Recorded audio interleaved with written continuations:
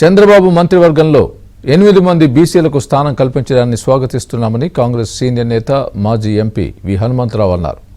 చంద్రబాబు 4వసారి ముఖ్యమంత్రి కావడం ఆనందంగా ఉందని అన్నారు. యూత్ కాంగ్రెస్ నుంచి అంచెలంచెలుగా చంద్రబాబు ఎదిగారని చెప్పారు.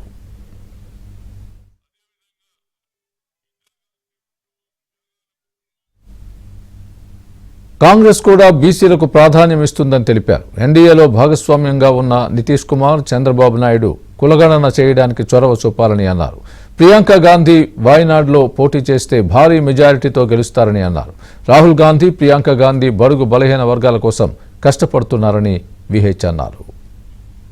చంద్రబాబు నాయుడు తన మంత్రివర్గంలో బీసీలకు 8 మంది పదవులు ఇవ్వడం జరిగింది. దీనికి నేను స్వాగతం పలుకుతున్నా.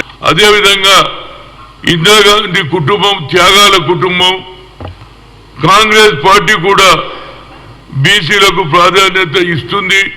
ఎన్నికల మేనిఫెస్టోలు కూడా పెట్టాం మేము. అదేవిధంగా ఎన్డీఏ ఈనాడు ప్రభుత్వంలో వచ్చింది కాబట్టి నితీష్ కుమార్ కూడా ఎన్డీఏలో పార్టీ, అదేవిధంగా చంద్రబాబు కూడా అందులో పార్టీ. కనుక నాది ఒక రిక్వెస్ట్ ఉంది. నితీష్ కుమార్ గారు ఓబీసీల గురించి కులగణన చేశారు.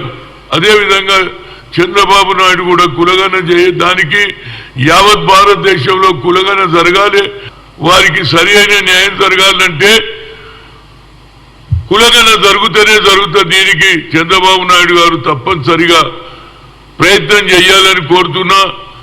అదేవిధంగా చంద్రబాబు నాయుడు యువజన ఎన్ఎస్యూలోకి వెళ్ళి యూత్ కాంగ్రెస్ నుంచి అంచెలంచెలుగా 4వసారి ముఖ్యమంత్రి కావడం అదేవిధంగా గర్వపడుతున్నాను నేను. ఎందుకంటే యువజన కాంగ్రెస్ నుంచి వచ్చిన వ్యక్తి 4వసారి ముఖ్యమంత్రి కావడం నా ఉదయపూర్